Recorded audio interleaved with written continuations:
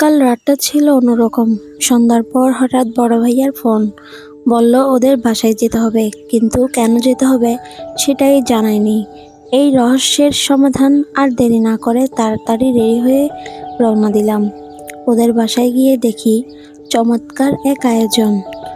ছাদে ভাইয়া আর আপুরা মিলে বারবিকিউ পার্টি করছে। মুরগি গ্রিল করা ধোঁয়া আর মশলার সুবাস ছাদ জুড়ে ছড়িয়ে পড়েছে।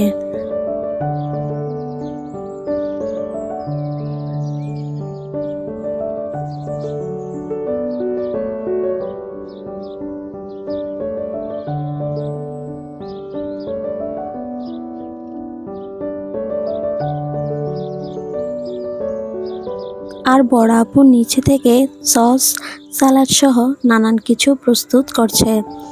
ছোট ছোট ভাই বোনেরা দৌড়ঝাঁপ করে নিচ থেকে উপর পর্যন্ত জিনিসপত্র আনা নেওয়ার দায়িত্ব পালন করছে। এদিকে বারবিকিউ শেষ হতে না হতে দেখি সেজ আপু চমৎকার এক কেক বানিয়ে নিয়ে এসেছে। কেকের দিকে তাকিয়ে মনে হচ্ছিল রাতের মজাটা দ্বিগুণ হবে।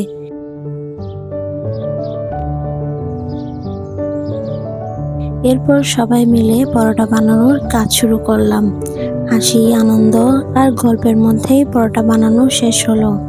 পরোটা আর বারবিকিউ এর সাথে মজার সস ও সালাদ ছিল জব্বিশ। খাওয়া শেষে কেক কাটার পালা।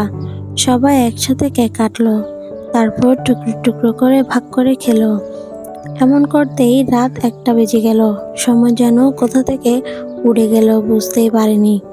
এমন পারিবারিক মুহূর্তগুলো সত্যি জীবনের সেরা স্মৃতি হয়ে থাকে।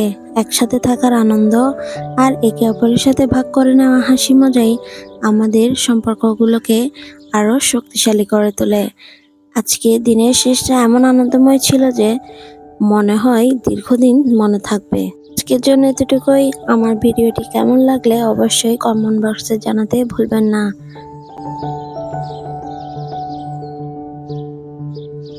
আপনারা সবাই ভালো থাকবেন। আল্লাহ হাফেজ।